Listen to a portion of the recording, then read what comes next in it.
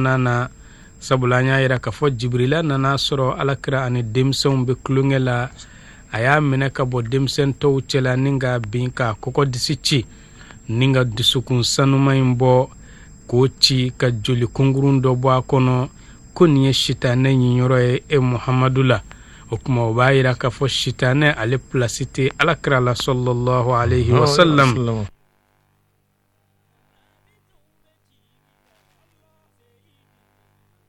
anya yira ka fo Halimatu Saadiya asirana alakiraka sabula nafura demi no de kera sababu ye ka here na Saadiya duku kono nafura Qurayshu bele jelen fene oluka nema de glonendo o deina anyokon de mandite anyokon de joli mandite anyokon de chenyumante nafura ko ka jien labo o kla jiena bo klara kana laba ale bolo kato demsenyala okuma asirana sabula kwadisi chimin kera aya jigiya kafo jine jugu de do okuma ale alakarata sisan asekinanaye kata la sekin abama walisa toro kana alakara soro ale bolo nga amba Halima yenu waleyenke nangaroli de kan akumanda ye alakara ka sekin kata fasola sabula alakara kera sababu ye ka herani basigi minse ale naka dugudeuma okuma ale tafe alakara ka sekin wa alakara yere asikili oneke tebo wati o wati iba fo ko do de be fara sigi jaka nga siran kama asekina ni cidem barka manye sallallahu alayhi wa sallam ninga tadi awoluba barka mayma wala alakara sallallahu alayhi wa sallam abina bo marhala dola kata marhala welela sanani walma sanduru abora Halimatu Saadiya yoro ningana di abama okuma asan worona munde kera ola nanyanga dine tarikhu laje amba yira folo Allah ta'ala ba fu anyina Qur'an bayin kono تبارك الذي بيده الملك وهو على كل شيء قدير الذي خلق الموت والحياة أكون مساك هيرة يرى مسامي نم مسايا بلا جلم بي عليك كلم بي دي بولو أني ما جيتي وسكتالا مسايا فين بلا جلن سي أنا لاتك بالي دي بولو ale de masami ay nyenamaya da ninga saya yere fene da saya dan fen tokomi nyenamaya dan fen otokola ikomi on yere fene dan fen tokomi nen bela jele Allah taala ka dan fen de ye ola nanya sayata ani nyenamaya nunu ye fen flade ube falen nyogona ni sayate dunwo don okore nyenamaya de be ni nyenamaya te dunwo don okore saya de be okuma anga je anga balo kafara Muhammadu ka kuma mi abe saya ye anyana anga je ka balo kafara Muhammadu ka kuma mi abe nyenamaya fena ye anyana tidem bele sallallahu alayhi wa sallam asekina kabo Saadu so dunge uyoro kuma mina na shibe sanduru kuma mina na sira sanworo babbar kamai noye aminaye aya layini akatani dim barkamai noye Muhammadu ye Madina atarana Madina munkama walsa akase kata afaka buru ziyara noy Abdullahi ye chami na nyokon bokolo nyuman kunte Qurayshu chela noy alakra wolo fay muna babar kamay ayni dabali nyuman tike sabula alakra ma afay nyena maya kono wa alakra fayre finema alakra nyena maya kono okuma muso barkama nya layini deni fami nu timbe nyogona akadu ye uka nyogonye nga Allah ta'ala ka latigɛ ma sɔn u ka ɲɔgɔn ye o kuma ale b'a fɛ ka taa ninnu fila ɲɛ yira ɲɔgɔn na kelen bɛ barzakhu la kelen bɛ ɲɛnamaya la kelen bɛ kaburu dɔw la kelen o sigilen bɛ kaburu sanfɛ walisa u ka se ka taa ɲɔgɔn kunbɛ ɲɔgɔnya nin yɔrɔ in na o kuma an ba Amina kuma min na n'a ye nin laɲini sigi sen kan o kuma a ye taama sera jakulu a y'o kafo ɲɔgɔn kan u y'u ɲɛsin yɔrɔ jumɛn ma Yathrib n'o ye Madina ye taama sera jakulu in ye mɔgɔ joli ye mɔgɔ 3 don ale yɛrɛ Amina a n'a ka jɔnmuso n'o ye Ummu Ayman ani Muhammad sallallahu alayhi wa sallam n'o y'a ka dan kelen ye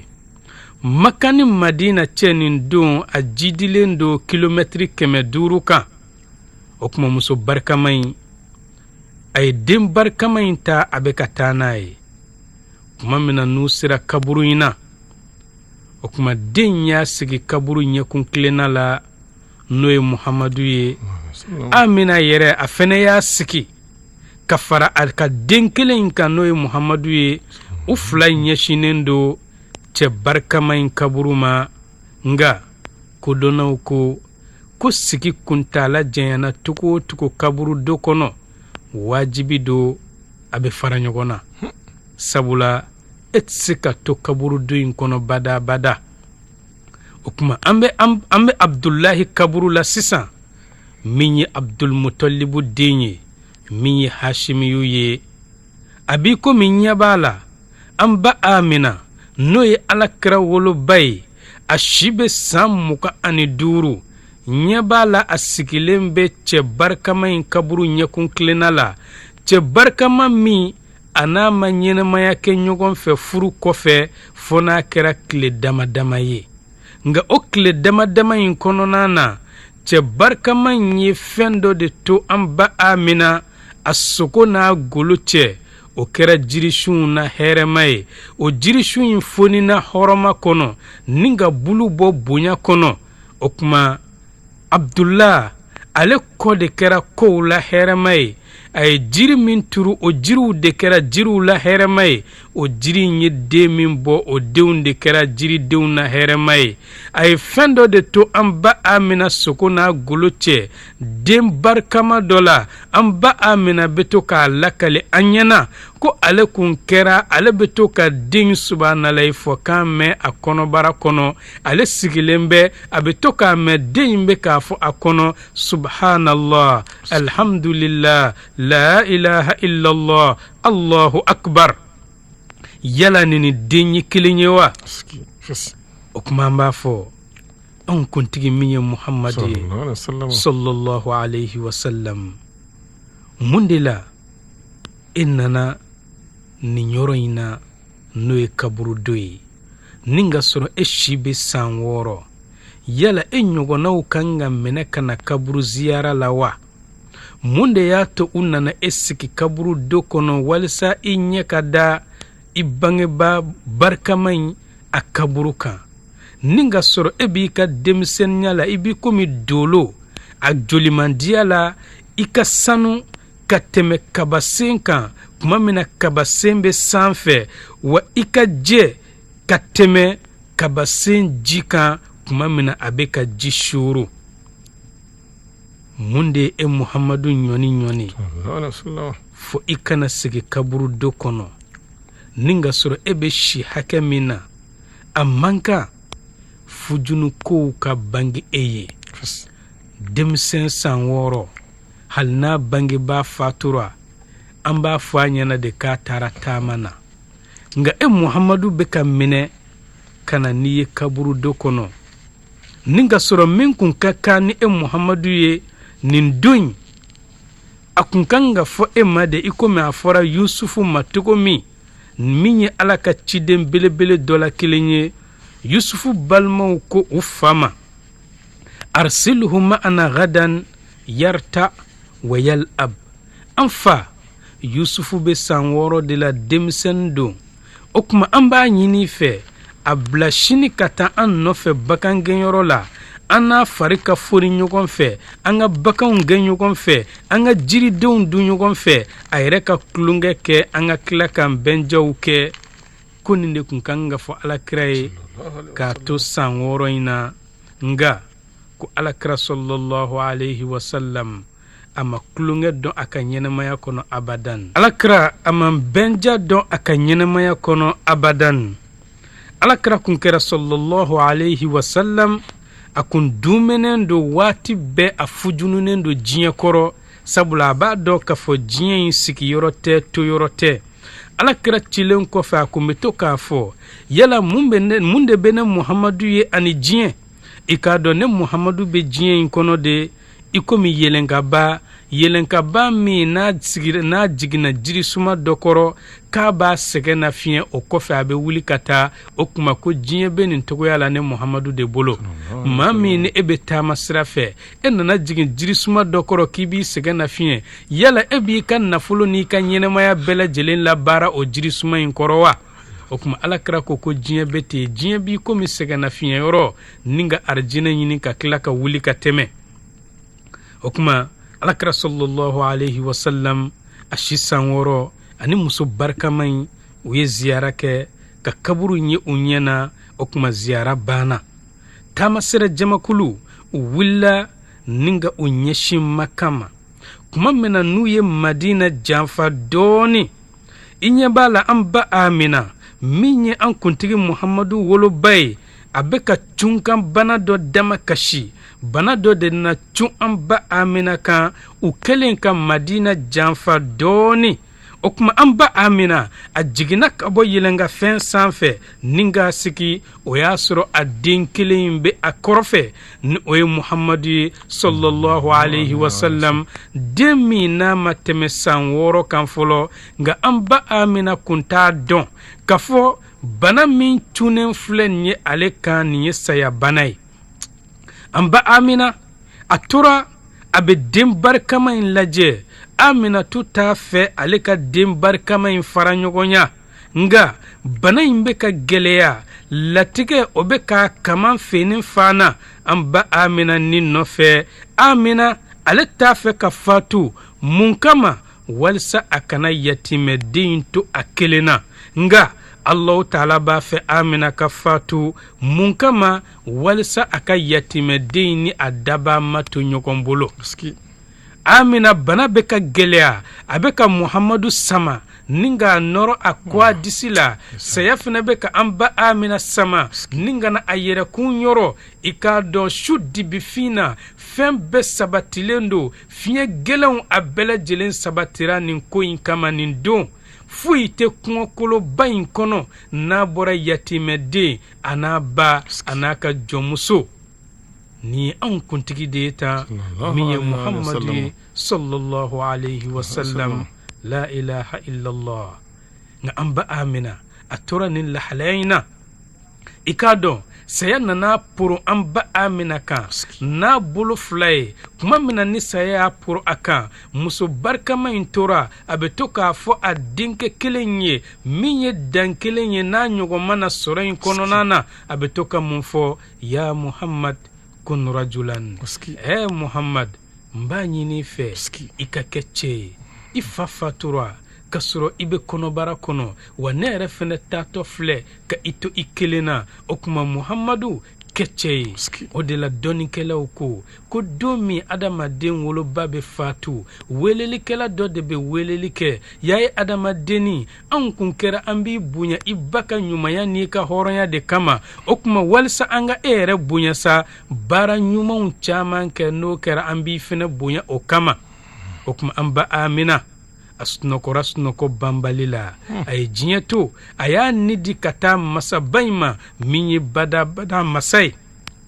O de la i ɲɛ b'a la Ummu Ayman n'o y'a ka jɔnmuso ye o yɔrɔ bɛɛ ale wulila a ye dabata n'a ye a bɛ ka buguri kaburu sen walisa ka se ka muso barikama in su don a kɔnɔ n'o ye Aminatu ye a bɛ ka buguri yuuru ka jigin kɔnɔbaraw la belebele kan min ye denw na belebele bange min ye danfɛnw na belebele bange n'o ye an kuntigi Muhamadu ye sallallahu alaihi wasallam. O kuma nin ciden belebele in a taara fa kaburu ziyara n'o ye Abdullahi ye a segintɔ a y'a ba su don n'o ye Aminatu ye. Aminatu bɛ ka to k'a fɔ a ye ya Muhamadu kun rajulan,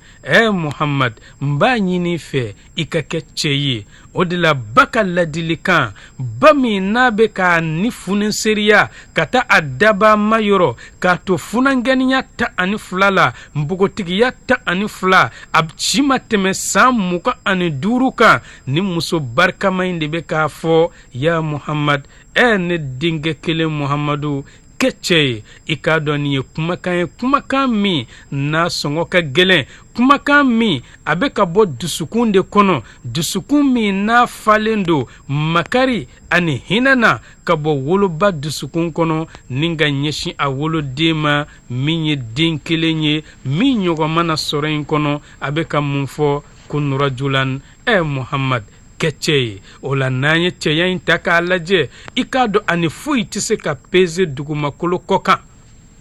An ba Amina a bɛ ka to k'a fɔ Alakira ye, kɛ cɛ ye. I k'a dɔn don gɛlɛnw ɲɛsinnen don Muhamadu ma, masibakow ɲɛsinnen don Muhamadu ma, tɔɔrɔkow ɲɛsinnen don Muhamadu ma. I k'a dɔn juguya bilenw ɲɛsinnen don Muhamadu ma. Ni nin fɛn o fɛn kuma sera don min, Muhamadu kɛ cɛ ye a kɔrɔ. Yatimɛden min ye Abdulahi ka yatimɛden, kɛ cɛ ye.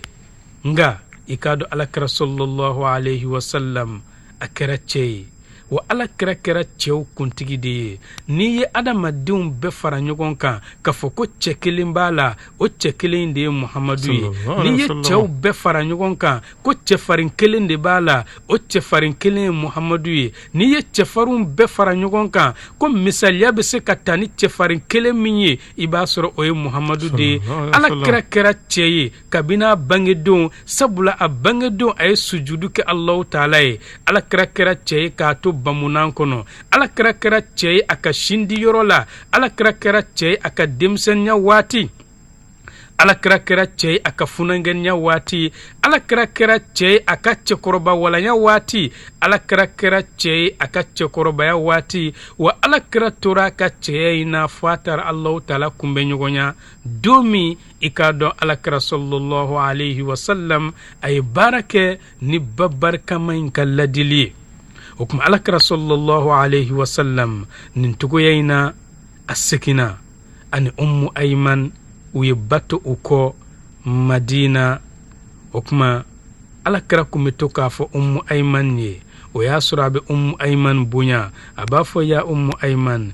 Ummu Ayman, anta ummi ba'da ummi. O kuma e de bɛna kɛ ne ba ye ne ba fatulen kɔfɛ koyi. O de la Fazazi ko mahutun bihifzillah. Alakira tangalen don ni Alahu Taala ka tanga de ye. Fi kulli hay'a, lahalaya bɛɛ lajɛlen na. Fa fi hali iladin, Alakira bange kuma Ala ka tanga kɛlen don k'a lameleke. Wa fi hali nash'atin, Alakira a lamɔyɔrɔ fɛnɛ na Ala ka tanga kɛlen don k'a lameleke. Falamman taha ba'asa, kuma min na Alakira n'a kɛnfɛnsɛnyara cɛfarinya o dafalen na k'a fɔ ko a ka kamalenya dafara, n'o ye cikan dir'a ma. O middabi jur'a, anw masa Taala tilara k'a jidi ni cɛfarinya ye.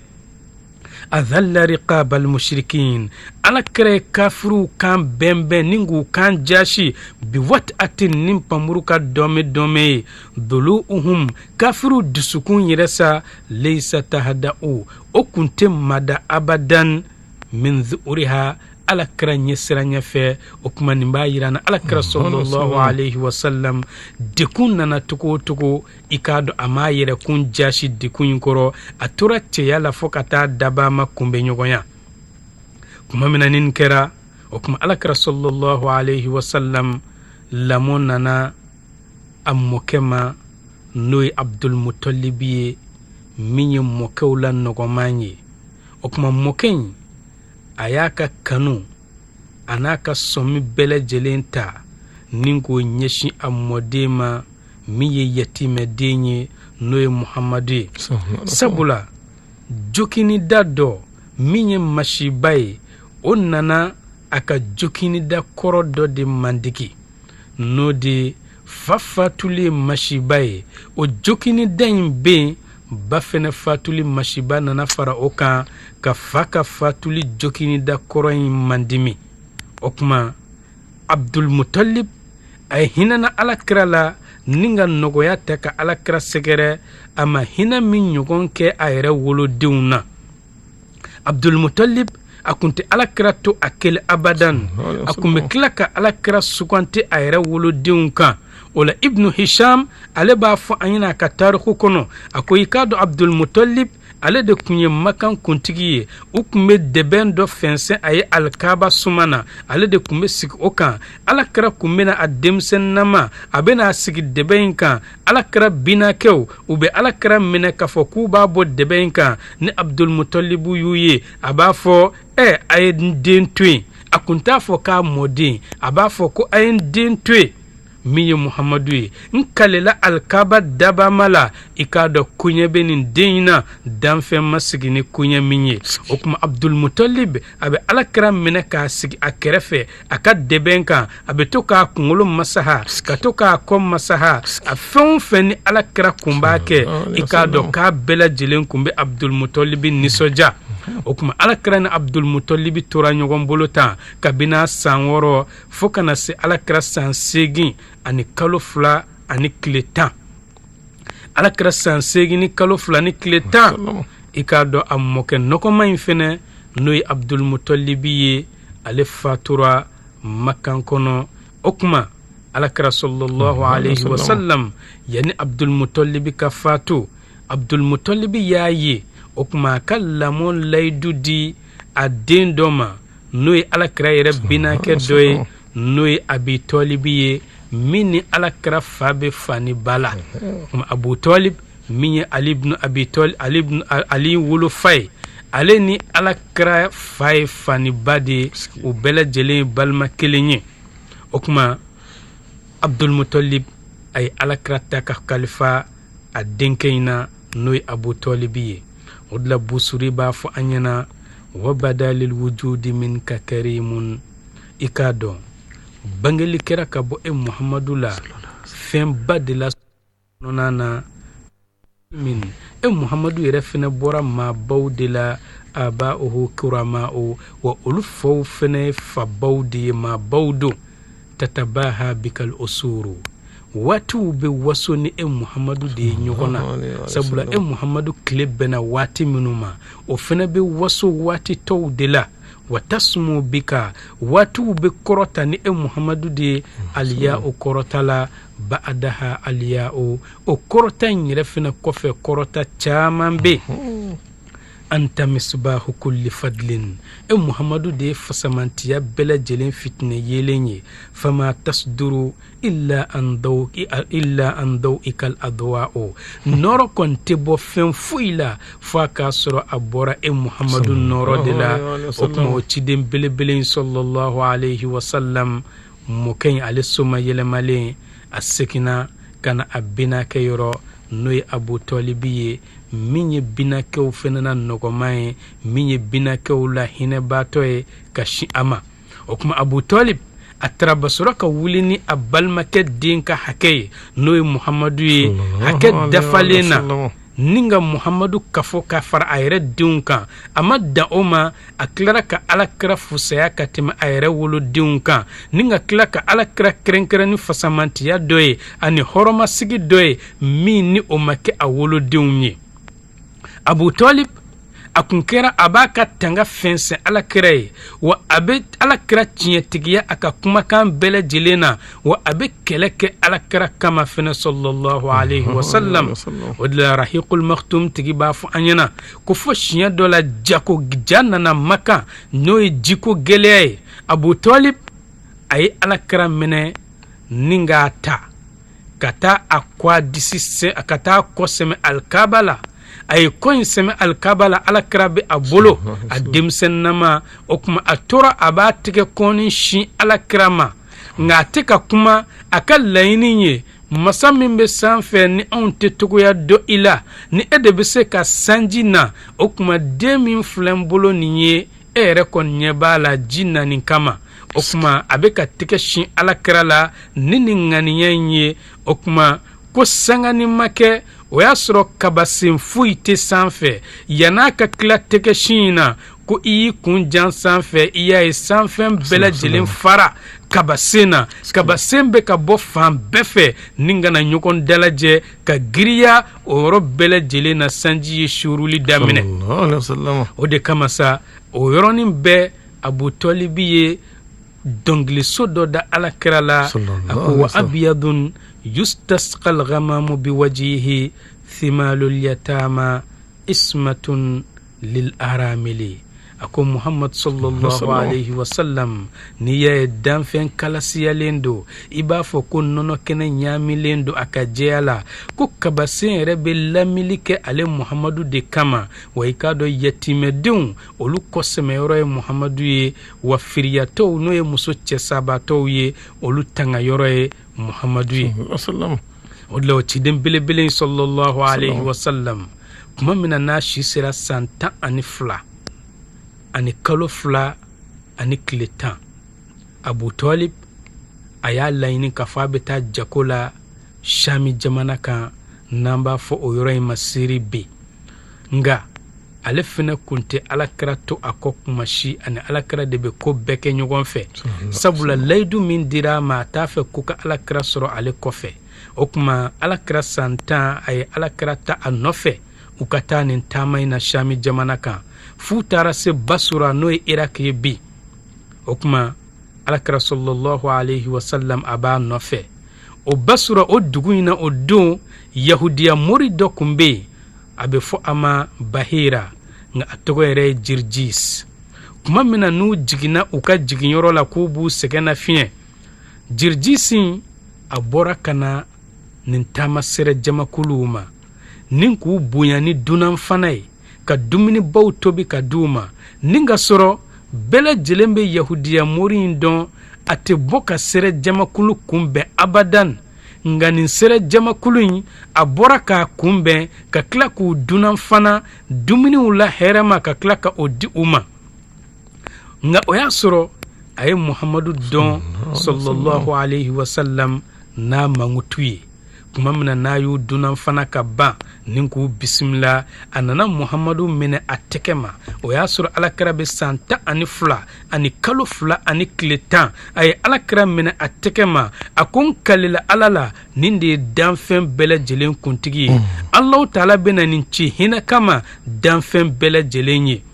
o yɔrɔ la Abu Talibi ko Yahudiya mori in ma a ko Jirjis yala o dɔnni jumɛn bɛ e la ni e y'o dɔn Yahudiya mori in ko a ko kuma min na aw bɛ ka jigin ka bɔ kulu in sanfɛ fara foyi ma to jirisun foyi ma to fo a bɛɛ lajɛlen bɛ k'u majigin ka sujudu bin denmisɛnnin ye o kuma fara dun ni jiri tɛ sujudu bin danfɛn ye fo n'a kɛra nabi ɲuman de ye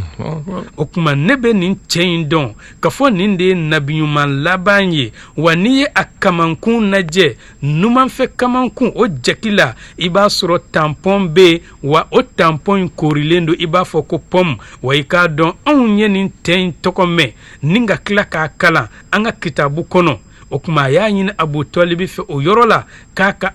Alakira lasegin ka taa Maka k'a kana taa n'a ye Shami mun kama siranɲɛ kama Yahudiyaw ɲɛ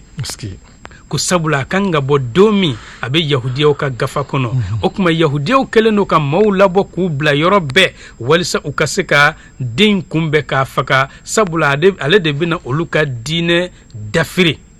o kuma nin yɔrɔ bɛɛ lajɛlen na k'u to nin kɛnɛ kan Yahudiya cɛ 7 nana u sɔrɔ ye olu y'a laɲini k'a fɔ u bɛna tɔɔrɔ se Alakira ma o y'a sɔrɔ Yahudiya karamɔgɔba in bɛ yen a ko yala Alahu Taala ye ko min latigɛ k'a bɛ kɛ aw cɛ 7 dɔrɔn bɛ se k'o bali wa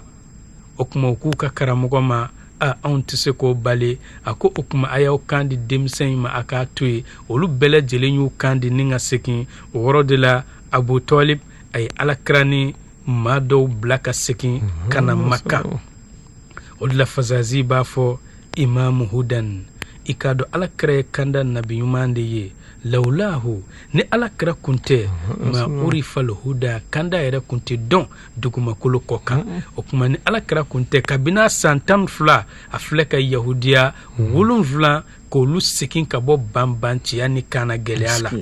ako nima o Muhammadu don ata Muhammadu nana dugumakolo in kɔ kan walwara o y'a sɔrɔ danfɛnw dɛ qad balagul mada u sera dan de la fil jahiliya la